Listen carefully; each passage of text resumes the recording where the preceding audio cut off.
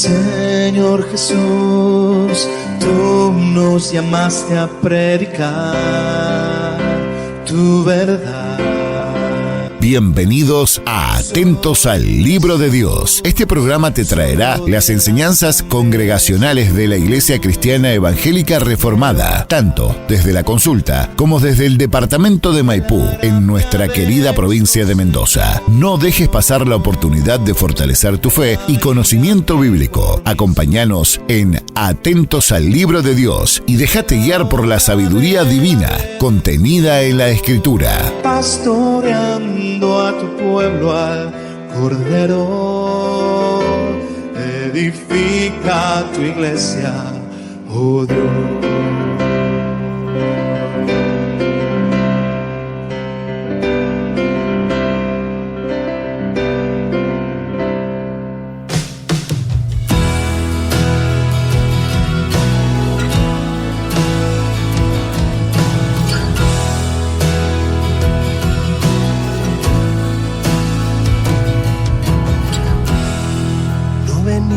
A buscar emociones, no venimos a exigir bendiciones, no venimos a exaltar las virtudes de los hombres, sino a alabar tu nombre. Hoy venimos a escuchar tu palabra, pastorea buen Jesús. Nuestras almas, llévanos hasta tu cruz y recuérdanos tu gracia, que entre clavos fue forjada. Queremos oír tu voz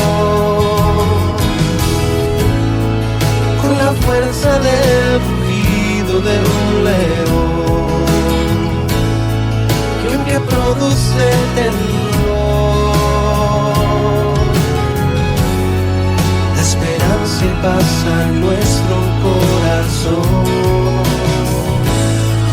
Queremos oír tu voz con la fuerza del rugido de un león, que produce temblor. La esperanza pasa en nuestro corazón.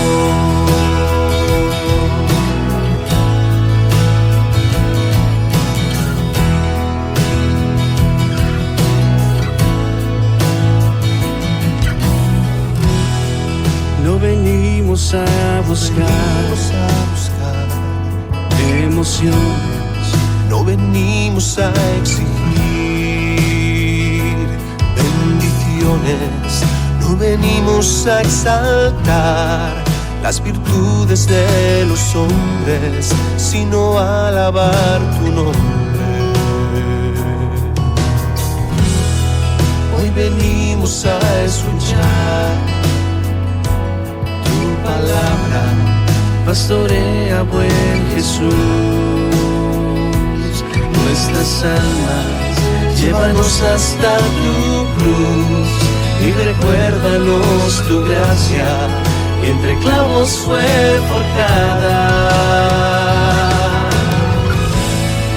Queremos oír tu voz con la fuerza del rugido de un león, que aunque produce temblor, la esperanza pasa en nuestro corazón. Queremos oír tu voz con la fuerza del rugido de un león, que aunque produce temblor, la esperanza pasa en nuestro corazón.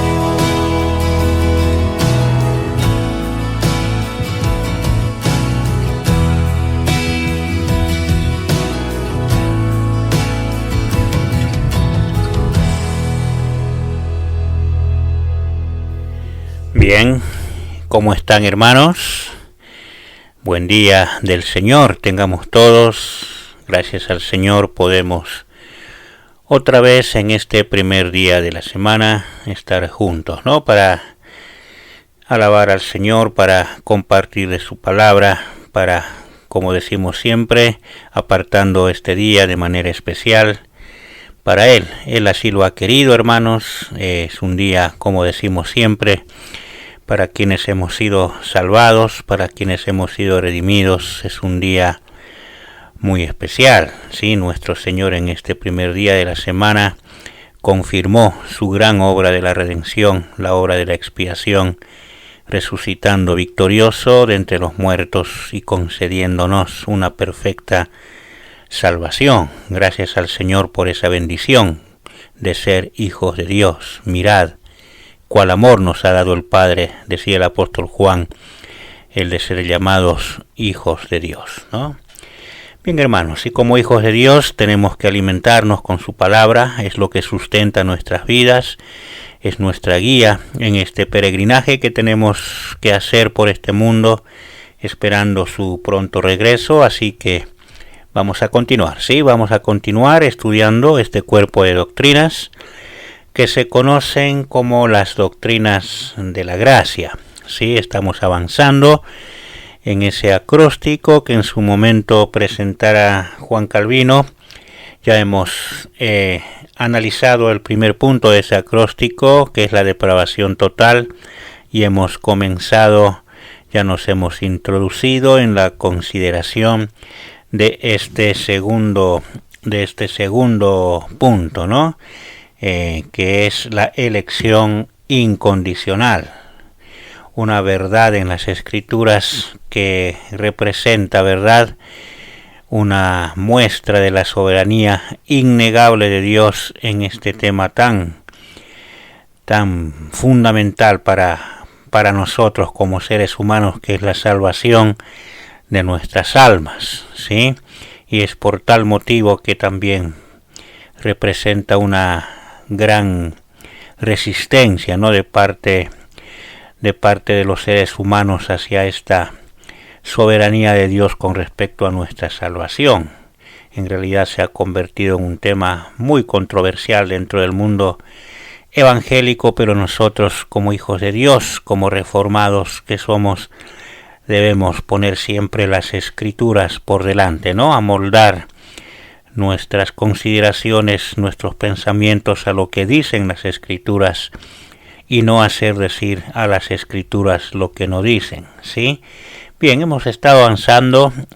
Nuestro propósito, como dijimos en su momento, es recorrer las Escrituras del Nuevo Testamento para ir analizando, ir examinando esta doctrina. Estamos en Romanos capítulo 9, así que les voy a pedir que vayamos abriendo allí. En Romanos capítulo 9 ya hemos visto los primeros versículos. En la parte inicial el apóstol nos ponía delante nuestro, con su propia experiencia, el hecho de que Dios, pese a nuestros deseos o nuestros esfuerzos, Él elige, ¿no?, quienes han de ser salvos y quienes no. El apóstol sentía un gran peso en su corazón que le traía incluso una profunda aflicción el hecho de haber descubierto a través del Evangelio que muchos de sus connacionales, incluso de sus mismos parientes, que confiaban en una salvación que tiene que ver con tradiciones o linajes o culturas, bien, él había descubierto que nada de eso es verdad, sino que esto responde a la soberanía de Dios. Y luego, avanzando en este capítulo, hemos llegado, ¿verdad?, a los versículos siguientes, donde, tomando el apóstol Pablo los casos de Isaac y de Esaú, y también los de Isaac y a Ismael, y luego los de Ismael,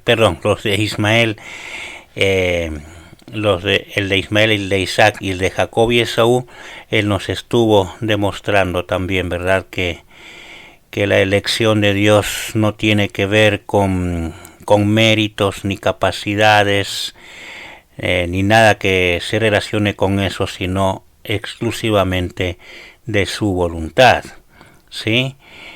Luego el apóstol le estaba planteando las resistencias que como seres humanos podemos hacer ante esta prerrogativa de Dios de elegir a quienes dejar en estado de condenación y a quienes salvar. El apóstol Pablo comenzó a plantear algunos argumentos en contra de este derecho de Dios, y lo hace de una manera incluso con las cuales nos podemos sentir identificados, ¿no? Si hemos seguido atentamente este estudio, si lo hemos considerado, pueden surgir seguramente incluso entre los que nos están escuchando en este momento, los que están aquí escuchándonos, ¿verdad? En este momento haya en su corazón estas resistencias, como lo está planteando el apóstol, ¿no? La primera fue: entonces me dirás, ¿hay injusticia en Dios?, decía el apóstol Pablo. Y puede ser que nosotros tengamos ese pensamiento en nuestro corazón y digamos, ¿cómo? Entonces hay injusticia en Dios. ¿Cómo puede ser que Dios elija, verdad, y determine el destino eterno de las personas, aún éstas no hayan nacido, sin tener oportunidad de hacer bien y mal? Y bueno, puede haber en nosotros esa cuestión, a lo que el apóstol Pablo se encargó de responder, tal como hemos visto la semana pasada. Y ahora el apóstol se va a enfocar en otro argumento, ¿sí?, que también podemos presentar como seres humanos y que lo vamos a desarrollar ahora. Y es el argumento que se encuentra en el versículo 19. En el versículo 14 está el primer argumento, y ahora vamos al versículo 19 y nos vamos a encontrar con este segundo argumento que podemos presentar como seres humanos resistiéndonos a esta doctrina de la elección incondicional, ¿sí? Vamos a leerlo. Acompáñeme con la lectura. Usted sabe que para este estudio estamos tomando la versión Reina Valera 1960, así que voy a leer en esa versión. Romanos capítulo 9, versículo 19, el apóstol continúa diciendo: pero me dirás, ¿no? El contexto es el que hemos dicho, ¿no? Está presentando las posibles resistencias que podemos poner como seres humanos a la elección incondicional. Pero me dirás, dice: ¿por qué pues sin culpa? Porque ¿quién ha resistido a su voluntad? Mas antes, hombre, ¿quién eres tú para que alterques con Dios? Dirá el vaso de barro al que lo formó: ¿por qué me has hecho así? ¿O no tiene potestad el alfarero sobre el barro para hacer de la misma masa un vaso para honra y otra para deshonra? Esta es la porción, hermanos, que vamos a analizar en el día de hoy. Sí, vamos a pedir, sí, la asistencia del Señor. Vamos a dirigirnos a Él en oración para que Él nos provea de su Santo Espíritu para que podamos analizar esta escritura sin ningún tipo de introducción de pensamientos de humana sabiduría. Así vamos a orar. Amado Padre, Señor, temblamos, Señor, ante los temas altos que contiene tu palabra, pero que como pueblo tuyo estamos, Señor, ante la responsabilidad de analizarlos para así poder presentar tu evangelio de una manera bíblica, Señor, y que haga ese efecto en las personas que verdaderamente tiene que hacer. Oh Señor, guárdanos, por favor, te lo pedimos, de cualquier error, de cualquier tergiversación de tu palabra, que tu Santo Espíritu, Señor, se esté moviendo con libertad entre nosotros para que tu palabra llegue a nosotros con esa limpieza, con esa pureza con la cual fue inspirada, y danos a nosotros, Señor, esa disposición de decir amén a lo que tú nos dices, que nuestro orgullo, Señor, se haga pedazos delante de tu palabra, que la aceptemos, Señor, tal como está escrita, y que podamos, Señor, así, humillados, Señor, rendirnos ante tu innegable soberanía. Bendice, Señor, los corazones de quienes también van a recibir tu palabra, para que ellos también, Señor, puedan ser transformados por ella, ¿sí? Y que signifique, Señor, edificación en quienes somos tus hijos y salvación, Señor, en aquellos los cuales todavía andan por este mundo sin Dios, sin Cristo y sin esperanza. Oramos en el nombre de nuestro Señor Jesús. Amén. Bien, hermanos, vamos a analizar esta escritura, ¿sí? El apóstol aquí, en la porción que hemos leído, ¿no? Es consciente, es plenamente consciente de la contundencia de los argumentos que se presentan, ¿no? En lo concerniente a la soberanía de Dios en la salvación, ¿sí? Y la exclusión total, ¿no? De deseos, méritos, como dijimos, esfuerzos, voluntades humanas sobre esta cuestión. Al quedar de lado todo eso, es como que nos sentimos, ¿no? Desnudos delante de la presencia de Dios y delante de su voluntad. Entonces el apóstol como que se adelanta a lo que sus lectores, ¿no? Los que están leyendo la carta a los romanos, o su audiencia, en este caso por extensión también nosotros, ¿no? Estamos prestos inmediatamente a responder, a reaccionar, ¿no? Cuando se nos dice algo que no nos parece que tendría que ser de esa manera, tenemos esa tendencia a reaccionar inmediatamente y responder con contundencia. Por eso el apóstol se adelanta a esa reacción y dice, pero me dirás, ya está él poniendo esta posible excusa, esta posible resistencia, mejor dicho, lo está poniendo delante, ¿no?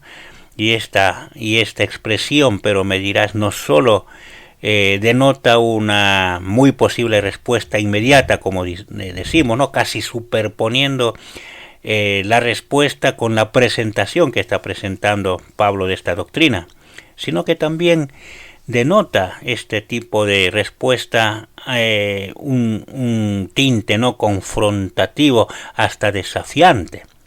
Y sin duda el apóstol Pablo tiene en claro la lógica resistencia de la sapiencia humana, ¿no? Hacia esta doctrina, y por eso él se adelanta a este juicio. Hasta es posible que él mismo, al descubrir esta doctrina, haya pasado por esta experiencia, ¿no? Obviamente para luego rendirse a la soberanía de Dios, ¿no? Pero es una reacción, podemos decir, lógica de parte nuestra, ¿no? Y la respuesta, como dijimos, desde el punto de vista humano, sí, es lógico, hermano, es una respuesta lógica. Nuestro razonamiento ante semejante doctrina no puede reaccionar de otra manera, ¿no?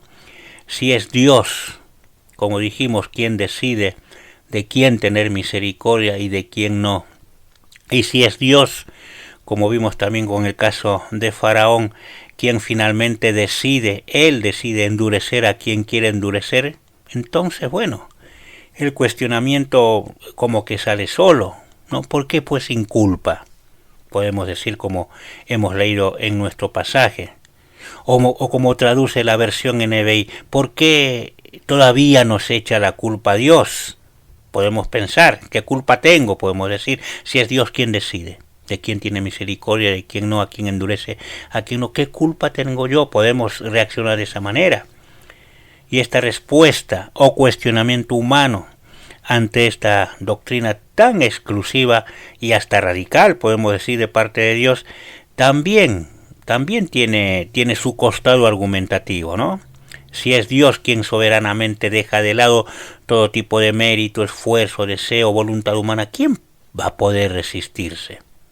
¿Quién va a poder oponerse a su voluntad? Todo esfuerzo es inútil, ¿no? Tal sería la argumentación, ¿no? del cuestionador.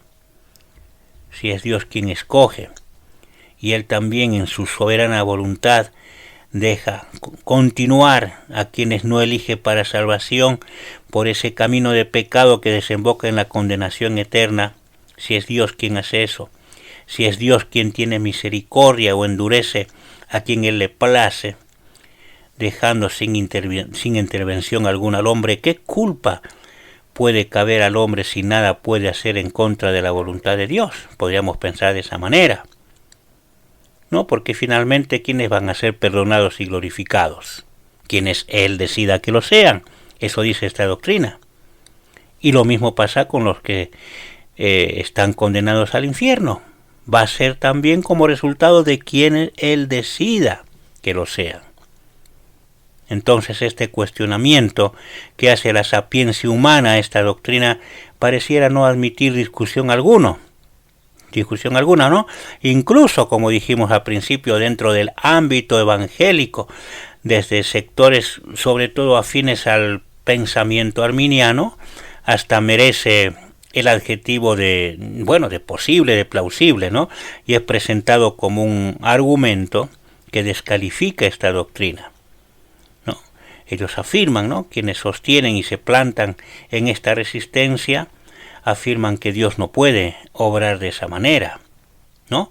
Pero la respuesta del apóstol ante este cuestionamiento de la lógica humana también es inmediata. Y al mismo tiempo es una respuesta severa, rigurosa. ¿Qué dice el apóstol Pablo ante esta posible resistencia humana? Mas antes, dice el apóstol, oh hombre, versículo 20 estoy leyendo, ¿quién eres tú para que alterques con Dios?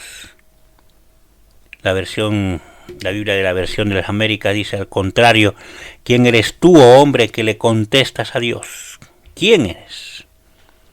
Entonces, hermanos, la primera respuesta del apóstol ante cualquier cuestionamiento contra la soberanía de Dios es que es una irreverencia o una presunción fuera de lugar de parte de cualquier ser humano atreverse a cuestionar o simplemente contestar a Dios. La resistencia, hermanos, a los designios o decretos de Dios no son sino una muestra, puede ser fuerte en este sentido, de la imbecilidad y descaro humanos, ¿sí? Pretender impugnar desde el limitado y pecaminoso razonamiento humano las decisiones del justo, del santo y del perfecto Dios, hermanos, es una falta de vergüenza y sentido común que no hacen sino desnudar, mostrar la arrogancia humana, ¿no? Por lo que Pablo en primer lugar dice, fíjese, ¿quién eres tú, oh hombre, para que alterques o le contestes a Dios? ¿No? El justo Job, ¿sí? Aquel personaje de la antigüedad, tuvo que aprender esta lección en carne propia, ¿sí? Dada la aflicción, usted se acuerda de esa historia, ¿verdad?, a la que había sido expuesto, Job también en algún momento se atrevió a cuestionar e incluso a acusarlo de injusticia. Él consideraba que lo que le estaba pasando, dada la realidad que estaba viviendo, Dios era injusto con él. Pero cuando Dios se le manifestó y le expuso su majestad, su poder y su justicia, ¿qué hace Job? La Biblia nos testifica que él era un hombre justo, ¿no? Job cae rendido. Él se somete a la soberanía de Dios. El relato de las Escrituras, fíjese, es el siguiente, ¿sí? Vaya conmigo a Job capítulo 40. Job capítulo 40, en el versículo 1, ahí vamos a leer la siguiente escritura. Job 41, además respondió Jehová a Job y dijo, ¿es sabiduría contender con el Omnipotente? El que disputa con Dios responda a esto. Entonces respondió Job a Jehová y dijo, he aquí que yo soy vil, ¿qué te responderé? Mi mano pongo sobre mi boca. Una vez hablé, mas no responderé. Aún 2 veces, mas no volveré a hablar. Y tengamos presente, hermanos, que no es un dato menor que Job está hablando todavía sumido en esa profunda realidad a la que había sido expuesto, completamente lleno de esa sarna maligna, con su familia completamente destruida y sus bienes y despojado de todos sus bienes materiales. Desde esa posición él está hablando de esta manera. Y Job cae en cuenta quién verdaderamente es Dios. Y todos sus argumentos, todos sus razonamientos y ese sentido de justicia humana que había planteado, ¿qué pasó? Se hicieron pedazos, se hicieron añicos. Ante la magnificencia del Todopoderoso, Job se ve como verdaderamente era, un vil pecador, y comprendió cuán necio, cuán tonto es contender con el Omnipotente, discutir con él. Y Job ya no quiso pronunciar palabra alguna más. Pongo mi mano sobre mi boca, dijo Job. No quiero hablar más, no sea que siga ofendiendo la soberanía de Dios. Ya no quiero hablar. Y eso es lo que está diciendo Pablo aquí, hermanos. Pretender cuestionar la soberanía de Dios es absoluta necedad. Es una estupidez. Levantar el dedo y altercar y discutir con él, intentando cuestionar su justicia, no es sino una muestra, como dijimos, de la estupidez humana. El hombre, tal como afirma Job, no es sino, ¿qué? Un vil pecador. Somos eso, hermanos, amigos. Somos pecadores y hemos perdido todo derecho a la misericordia de Dios. Si Dios nos deja en nuestro estado de condenación, Él nos abandona en nuestros pecados y deja que continuemos con la vida la cual llevamos, en la cual estamos contentos, ofendiendo a Dios, sería justo. Si Él nos condena a eso, cuyo destino final es el infierno, es la condenación eterna, no podríamos bajo ningún punto de vista, verdad, cuestionar la justicia de Dios. Dios no tiene ningún tipo de obligación para con nadie. Suponer o pretender que Él está obligado a extender su gracia a todos es absoluta necedad. Todos pecaron, dice la palabra de Dios en Romanos. Todos están destituidos de la gloria de Dios, por lo que todos estamos expuestos a la condenación eterna. Si Dios, en su soberana voluntad, decide condenar a todos, no estaría obrando sino con absoluta justicia. Qué terrible es que pidamos a Dios justicia, ¿no? Qué terrible es responder como en el primer argumento que presenta Pablo. Pretender que Dios es injusto al hacer lo que hace. Si Él hace justicia, ¿qué tendría que pasar? Tendríamos que ser todos condenados a la perdición eterna. Por esa razón, solo a Dios, y esto grábeselo bien, hermano, escúcheme bien usted también, amigo, solo a Dios le compete el derecho de tener misericordia de quien Él quiera tener misericordia. Y nadie puede siquiera osar decir algo al respecto. Si Él soberanamente quiere aplicar la justicia de Cristo a unos y a otros dejar en estado de condenación, esto es un acto, hermanos, que responde a su soberanía y que en nada afecta a su perfecta justicia. Y eso es precisamente lo que va a explicar Pablo en la consideración siguiente, ¿no? Y para eso, como usted notó que Pablo viene utilizando, ¿no? Él va respaldando sus argumentos con las Escrituras, ¿no? Y acaba de recurrir una vez más a una cita del Antiguo Testamento, en este caso a una profecía de Isaías. Lea conmigo Isaías capítulo 45. Abramos allí, o busquemos en nuestros dispositivos, Isaías 45. Que leemos allí en el versículo 9. ¿Lo ve? ¿Qué dice? Ay del que pleitea con su hacedor, versión Reina Valera 1960, le repito, estoy leyendo. Ay del que pleitea con su hacedor, el tiesto con los tiestos de la tierra. ¿Dirá el barro al que lo labra, qué haces? ¿O tu obra no tiene manos? Aquí el profeta está presentando el mismo argumento de Pablo, se dio cuenta de eso, ¿verdad? Pero en este caso lo está haciendo en contra del pueblo de Israel. Y tal como lo está haciendo Pablo, el profeta se está adelantando a las objeciones que los judíos, en el caso del profeta, podrían alegar con respecto, si usted lee el contexto se va a dar cuenta de esto, a por qué Dios había permitido la cautividad. Y aún más, por qué los estaba haciendo regresar de esa cautividad guiados por un príncipe que no era judío, como era Ciro, ¿sí? Pero si analizamos bien, en última instancia, la objeción principal que estaban a punto de hacer los judíos y a la que el profeta se adelanta es contra el acto soberano de Dios de extender su gracia y adoptar a todo el conjunto de las naciones, es decir, al mundo gentil en este caso, ¿no? Como parte del verdadero Israel de Dios. Si usted lee el versículo 8 se va a dar cuenta, el anterior, ¿no?, al que hemos leído, se va a dar cuenta de eso.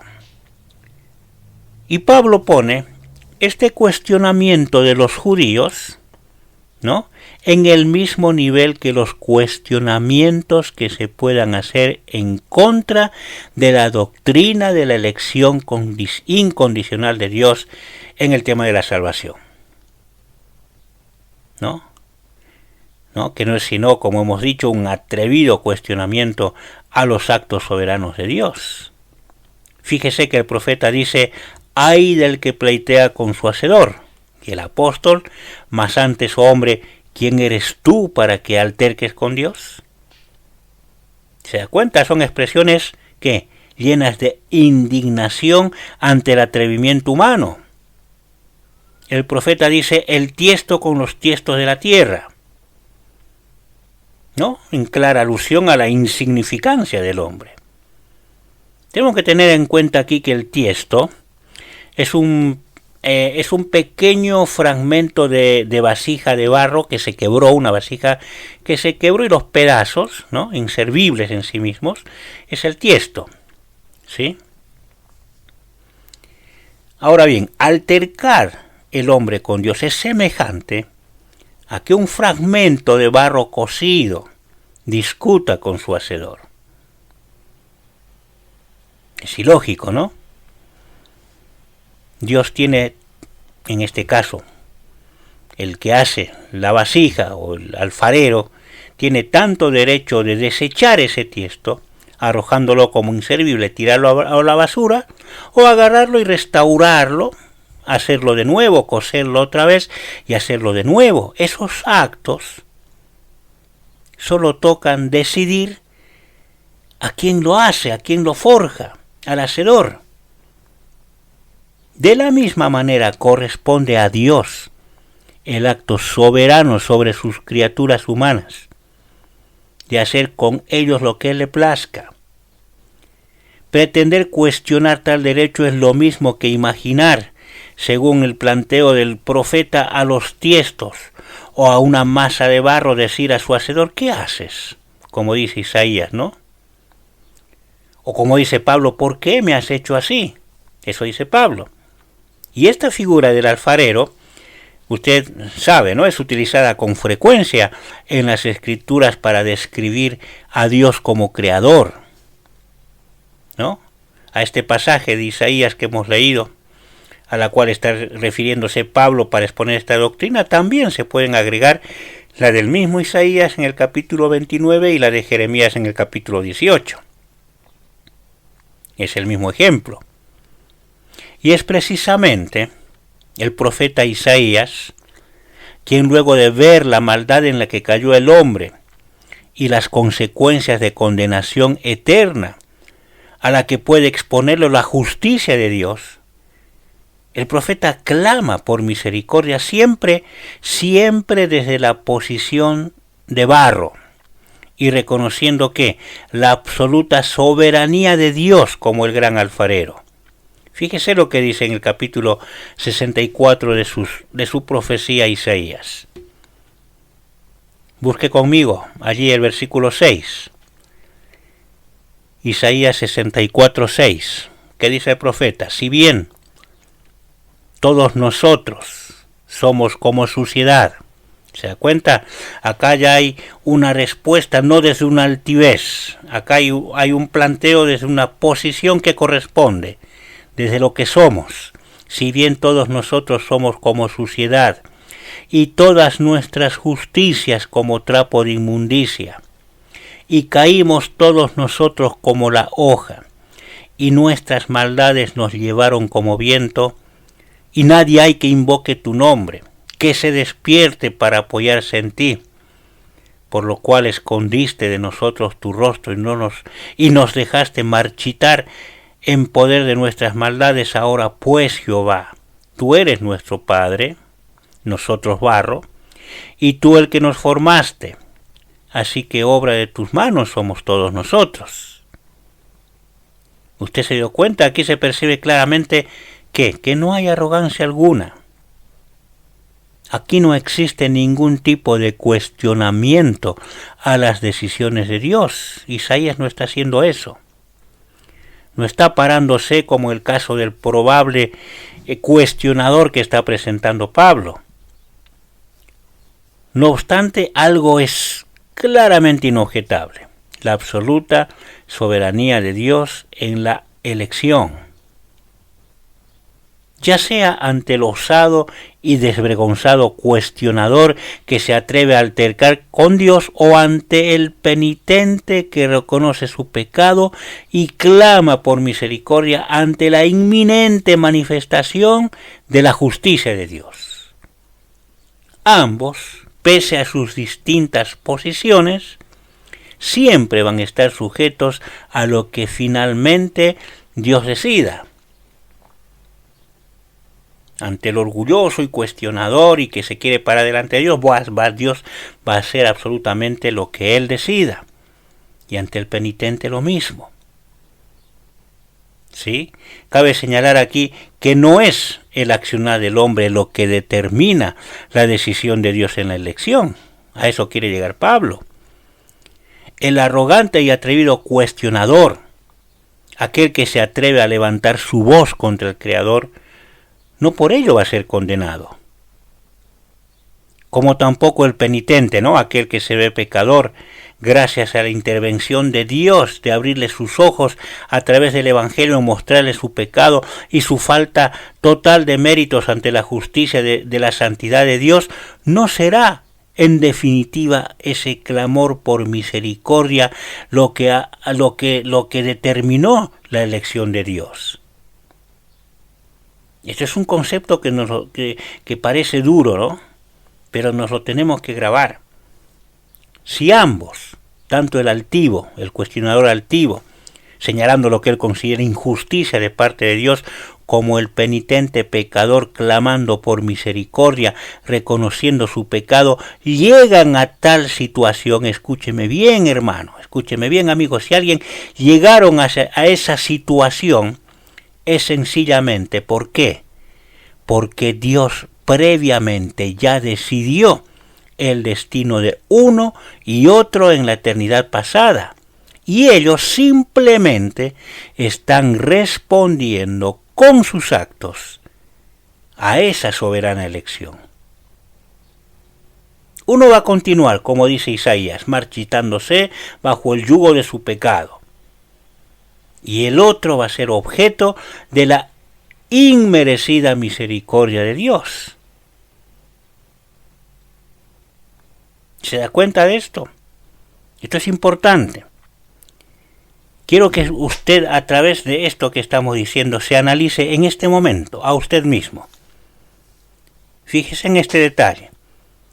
Si usted, cuando estamos predicando esta doctrina, cuando estamos exponiendo esta parte de la soberanía de Dios en la elección, está reaccionando de una manera altiva, está cuestionando a Dios, tratándole de injusto, y se muestra arrogante delante de él. ¿Por qué me inculpan? Yo no tengo la culpa. Si tú lo decides, si usted tiene esa posición de arrogancia, es porque Dios ya decidió el estado de condenación suyo en la eternidad pasada. Ahora, si usted, ante la exposición de esta doctrina, se ve completamente pecador y en el fondo suyo está admitiendo que Dios es justo y que si lo manda al infierno, lo deja permanecer en su pecado, él estaría obrando con absoluta justicia y en su interior está clamando por misericordia. Está reconociendo a Dios como el soberano y le está pidiendo por favor que perdone sus pecados y está valiéndose de la persona de Cristo para ese perdón. Es porque Dios ya lo ha elegido a usted para salvación y está haciendo que su palabra obre de esa manera en su corazón. ¿Se da cuenta de esto? Así que examínese. Examínese. Nuestro Señor Jesucristo, durante su ministerio terrenal, esto lo dejó perfectamente en claro. ¿Sí? Mostrando ambas verdades, podemos decir de manera paralela. Acompáñame a Juan 6. Solo 2 versículos, que seguramente usted los conoce. Juan 6, versículo 37, que dice: todo lo que el Padre me da, vendrá a mí, dice el Señor. Y al que a mí viene, no le echo fuera. Versículo 44. Fíjese esta otra aseveración del Señor. Ninguno puede venir a mí si el Padre que me envió no le trajere, y yo le resucitaré en el día postrero. Ahora, dése cuenta de esto. Es claro a partir de estas palabras de nuestro Señor Jesucristo que el venir a Él, que el venir a Cristo, es una actitud que responde a lo que ya decretó Dios, Dios el Padre. Nuestro Señor Jesucristo dice que el que a Él viene, no lo echa afuera, es decir, sin ninguna duda será recibido. El que a mí viene arrepentido de sus pecados, reconociendo que es un pecador, ¿no? Mirando la cruz de Cristo con fe. El que a mí viene de esa manera, yo no lo echo fuera, dice el Señor. Va a ser recibido, sin duda alguna, pero a su vez también es una verdad absoluta de que quien viene a Él de esa manera, lo hace traído por el Padre. Si el Padre que me envió no lo trajere, ninguno, dijo el Señor, podría venir a mí. Esto exime de todo mérito o voluntad, ¿no?, a todos aquellos que van a Él. Es la obra de Dios en ellos. Y eso es precisamente lo que el apóstol está afirmando cuando se pregunta: ¿o no tiene potestad el alfarero sobre el barro para hacer de la misma masa un vaso para honra y otro para deshonra? Lo lee en el versículo 21, Romanos 9. Es lo mismo que está diciendo nuestro Señor. Y el argumento es inobjetable. La potestad, sin ninguna duda, la tiene el alfarero, en este caso Dios, el gran alfarero. Él finalmente decide qué hacer con la gran masa de barro que representa la humanidad caída en el pecado. Entonces lo que Pablo, hermano, amigo, está dejando en claro, siempre, como dijimos, apoyado, sustentado en las Escrituras, es que es evidente que Dios, como el gran alfarero, Él decide preparar, fíjese, 2 tipos de vasos, ¿no? De una misma masa de barro, 2 tipos de vaso. Uno en los cuales derramar su misericordia y otro en los cuales derramar su ira. ¿Sí? Vasos para honra y vasos para deshonra. Él ya lo decidió en la eternidad pasada. Es importante notar aquí que ambos vasos Dios los preparó de la misma masa de barro, es decir, del conjunto de la humanidad caída en pecado y expuesto a la condenación eterna. Esa es la masa de barro, de la cual Dios se sirve para preparar ambos vasos. De aquí, hermanos, que el concepto de misericordia no puede ser cuestionado. Pablo ha demostrado este proceder de Dios en este capítulo 9 de Romanos, ¿se acuerdan, no? Con los dos casos de Moisés y Faraón, con los tres en este caso, Isaac, Ismael y Jacob y Esaú, como hemos considerado en la reunión pasada, y lo proyecta en este caso en su exposición con cada persona, ¿no?, en quien Dios soberanamente decidió derramar su misericordia. O caso contrario, permitir, como dice Isaías, que se sigan marchitando bajo el yugo o poder de sus maldades. Y Pablo va a poner el énfasis aún más en este derecho, en esta prerrogativa exclusiva de Dios en los versículos que siguen. Lea conmigo los versículos que siguen del 22 al 24. En Romanos 9, obviamente. ¿Y qué dice Pablo? Si Dios... Preste atención, hermano, amigo. ¿Y qué si Dios, queriendo mostrar su ira y hacer notorio su poder, soportó con mucha paciencia los vasos de ira preparados para destrucción, y para hacer notorias las riquezas de su gloria las mostró para con los vasos de misericordia que él preparó de antemano para gloria, a los cuales también ha llamado, esto es, a nosotros, ¿no?, a los que hemos sido escogidos para salvación, no solo de los judíos, sino también de los gentiles. Esta pregunta, que es retórica, se habrá dado cuenta, que abarca los 3 versículos, no está buscando respuesta, Lo que pretende Pablo, más bien, es que sea una afirmación contundente del carácter soberano de Dios. Y en el original griego esto representa una sola frase, ¿no? En ella se refleja no solo el carácter soberano de Dios, sino también está reflejado su carácter redentor. Es claro, hermanos, que la intención del apóstol es mostrar en primera instancia a Dios como un Dios de justicia. Dios, hermanos, hace al hombre responsable de sus actos, ¿sí? ¿Se acuerda la escritura del profeta Ezequiel? Cuando Dios habla por medio del profeta Ezequiel, que dice: el alma que pecare, esa morirá. Es una declaración de Dios, innegable. Y por lo tanto, en primera instancia, todo ser humano, usted, yo, todo ser humano, es constituido en vaso de ira, preparado para destrucción. Esto le cabe a todo ser humano, no hay justo ni a un uno, dice la palabra. Y es aquí precisamente donde se revela el carácter redentor de Dios. Él es un Dios no solo de justicia, sino también de misericordia. Es grande en misericordia, como dice la palabra de Dios. La justicia de Dios no representa el Evangelio, las buenas nuevas.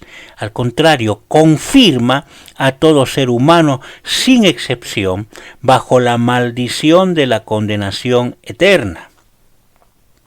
Cuando nosotros nos reflejamos en el espejo de la santa ley de Dios, nos vamos a dar cuenta, sin duda alguna, de que somos pecadores inexcusables delante de Dios, y que no merecemos sino la condenación eterna. Eso revela la justicia de Dios, su ley. Entonces, y a partir de esta realidad, todas las decisiones de Dios para con el hombre que cambien, que modifiquen esta realidad, representan redención. Ahora piense conmigo, si Él decidió en el pleno ejercicio de su soberanía, como dice Pablo, soportar con mucha paciencia los vasos de ira, nosotros preparados para destrucción, y separar, Él lo hizo soberanamente, de entre ellos algunos para constituirlos en vasos de misericordia. Lo hizo simplemente, dice Pablo, ¿para qué? Para hacer notorias las riquezas de su gloria. Tenemos que entender, estimados hermanos y estimados amigos, que Dios no tiene absolutamente ninguna obligación para obrar de esa manera, puesto que todos los hombres, sin excepción, merecemos, grábese esto bien, merecemos el justo juicio de Dios. Por lo que este acto de Dios, este accionar de Dios, de Él derramar su misericordia sobre quien quiere hacerlo, revela claramente ese carácter amoroso, bondadoso, misericordioso de parte de Dios. ¿Quién eres tú? Dice el apóstol, ¿verdad? Que te atreves a altercar con Dios y lo único que mereces es la condenación eterna. ¿Desde qué posición estás llamando injusto a Dios? Cuando Él quiere soberanamente obrar como Él quiere. No tenemos ningún derecho, ni siquiera, como dice Job, tengo que llevar mi mano a mi boca y no emitir palabra alguna. ¿Por qué? Porque no tengo ningún derecho. Fíjese que el salmista lo va a declarar de la siguiente manera. Acompáñeme a Salmo 130. Allí el salmista dice en el versículo 3, Ja, eso es un nombre de Dios, no de Jehová. De Jehová en este caso, llevado al extremo de Jehová de los ejércitos, como muchas veces se lo llama en el Antiguo Testamento. Ja, si mirares a los pecados, dice el salmista, ¿quién, oh Señor, podrá mantenerse? Si mirares a los pecados, ¿quién, oh Señor, podrá mantenerse? Dice el salmista. Y acto seguido dice, pero en ti hay perdón, para que seas reverenciado. Espera, Israel, a Jehová, porque en Jehová hay misericordia y abundante redención con él. ¿Se da cuenta? Esta tremenda doctrina de la elección incondicional de Dios, lejos de revelar a un Dios de ceño fruncido, dispuesto a castigar el pecado con todo el peso de su santa ira, ¿qué nos muestra? Muestra a un Dios infinitamente misericordioso, movido por su amor a redimir una parte de la humanidad caída en pecado y formar un pueblo para sí, transformándolo así en recipientes de ¿qué? De su misericordia, vasos, recipientes de misericordia. Hemos recibido inmerecidamente la misericordia de Dios. Y vale remarcar aquí el hecho de que todo el proceso dentro de esta tremenda doctrina está respondiendo a la soberanía de Dios. Pablo se encarga de enfatizar que tanto los incrédulos, ¿no?, definidos aquí como vasos de ira, como los creyentes, llamados vasos de misericordia, ambos, dice Pablo, han sido preparados por Dios, es decir, ya destinados por Dios. Unos para destrucción, Dios va a mostrar en ellos todo el peso de su santa ira a causa del pecado. Y los otros para gloria, va a demostrar en ellos su gran misericordia. Preparados para destrucción, en el original griego es katartizo, que es un participio perfecto, algo que está perfectamente completado, ya maduro, apto. Y aquí la referencia no es que Dios preparó al conjunto de la humanidad para que llegue a ese estado calamitoso, sino que la definición de la palabra tiene el sentido de un adjetivo calificativo de algo que ya está listo, maduro, apto para destrucción o condenación eterna, ya estaba. Si Dios te rescata de esa posición es por su misericordia.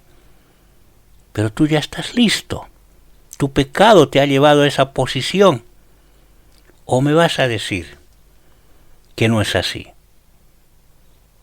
Es así. Resulta obvio, hermanos, a partir de esta teología que está presentando Pablo, que está expuesta en gran medida, particularmente en esta carta, que este estado de condenación o destrucción eterna responde a la pecaminosidad en la que ha caído el hombre por su propia desobediencia. El hombre fue intencional en esto.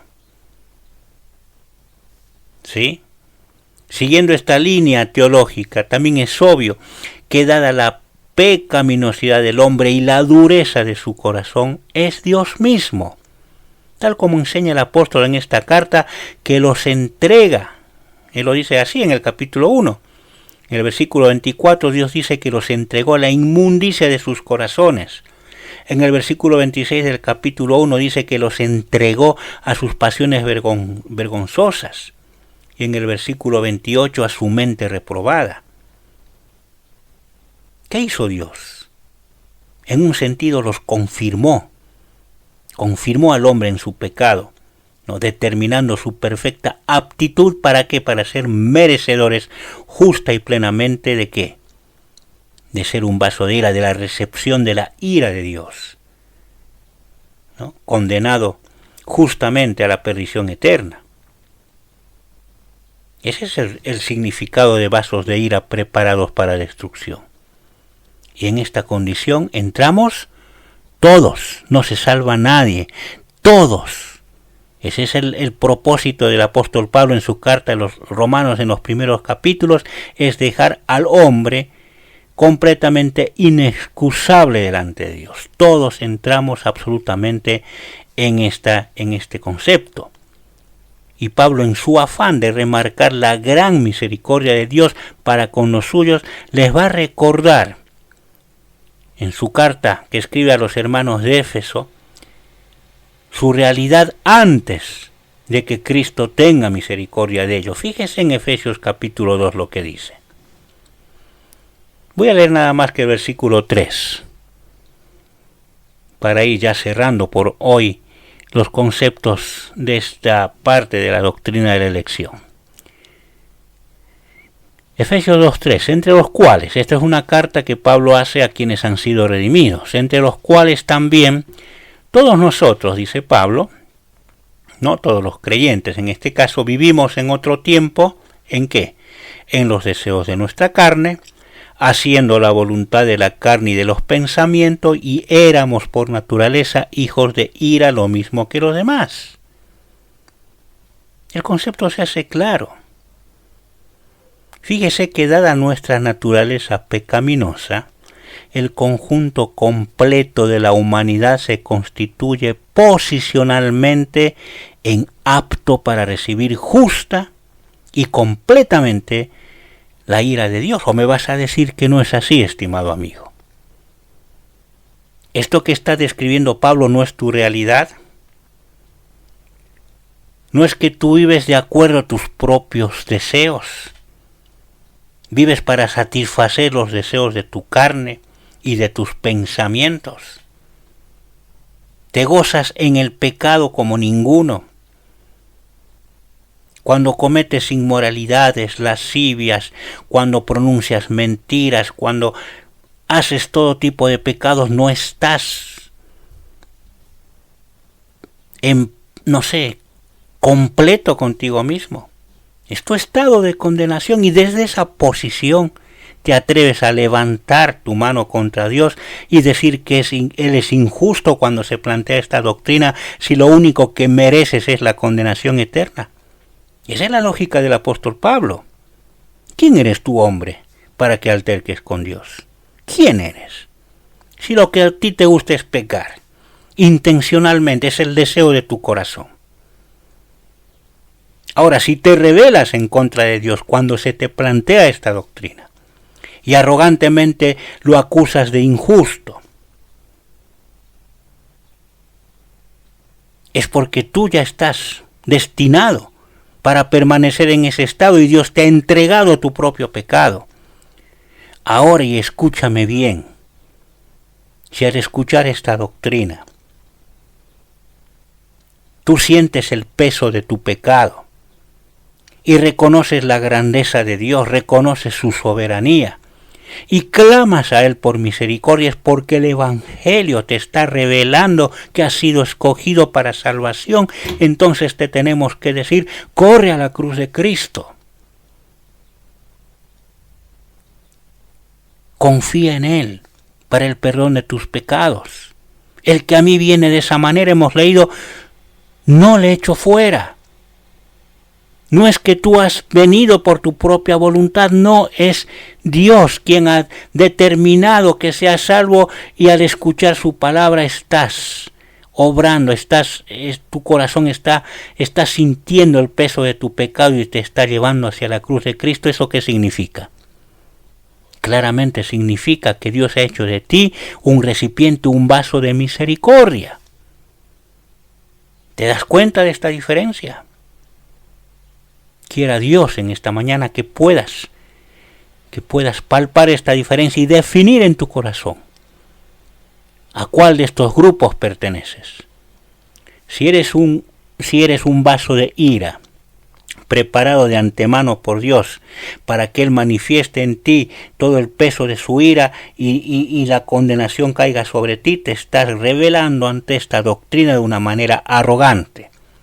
No importa que tengas el título de evangélico, que pertenezcas a una familia cristiana, si te rebelas contra la soberanía de Dios y acusas a Dios de injusto y arrogantemente quieres altercar con Él, eres un vaso de ira preparado de antemano para condenación. Ahora, si te humillas y sientes el peso de tu pecado, y estás desesperado para que Dios derrame en ti su misericordia y te perdone a través del sacrificio de nuestro Señor Jesucristo, ¿qué te dice Cristo? Ven a mí, no te voy a echar fuera. Eso está sucediendo en ti porque el Padre te trajo a mí. Entonces vamos a quedarnos, y te dejo con esa inquietud en esta mañana en tu corazón para que seas tú mismo quien te analices. Y nuevamente, si estás sintiendo el peso de tu pecado, no tengas la menor duda. Acude a Cristo. Él te perdonará y te hará parte de su pueblo. Que el Señor bendiga su palabra en nuestros corazones. Amén. Solo en la Escritura está nuestra gran seguridad. Cielo y tierra pasarán y ella permanecerá. Solo viviré por fe en Jesús, mi Dios, mi Rey, mi rescate consiguió por la sangre que vertió. Solo a Dios sea la gloria, solo a Dios.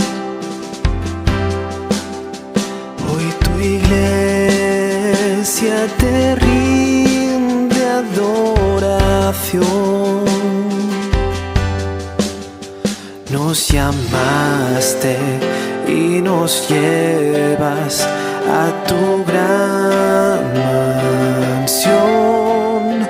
Solo a Dios sea la gloria, solo a Dios.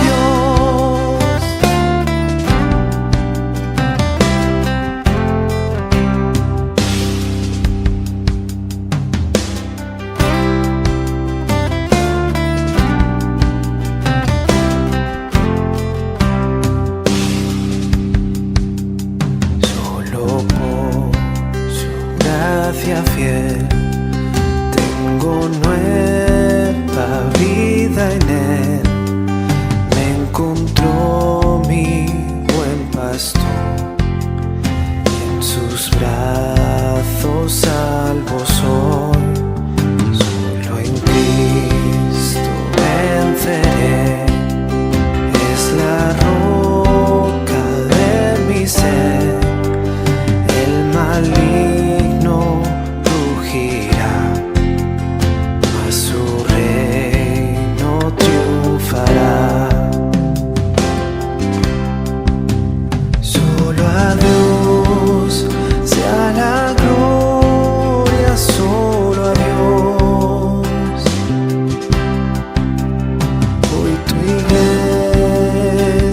te rinde adoración.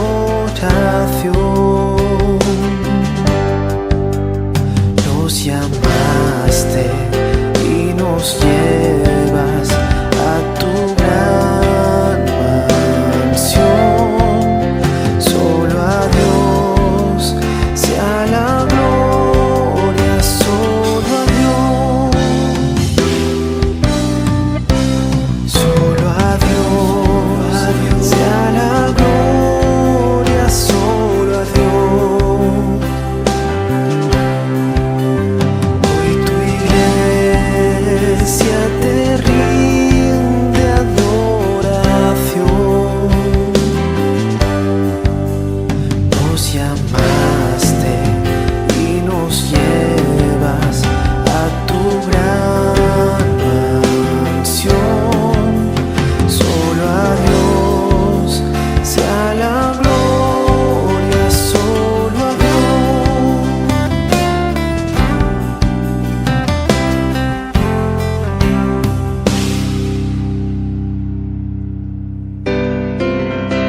Y así llegamos al final de otro episodio de Atentos al Libro de Dios. Esperamos que las enseñanzas congregacionales de la Iglesia Cristiana Evangélica Reformada hayan sido de bendición para tu vida. Edifica tu iglesia, oh Dios. Quiero ser piedra viva en tu templo.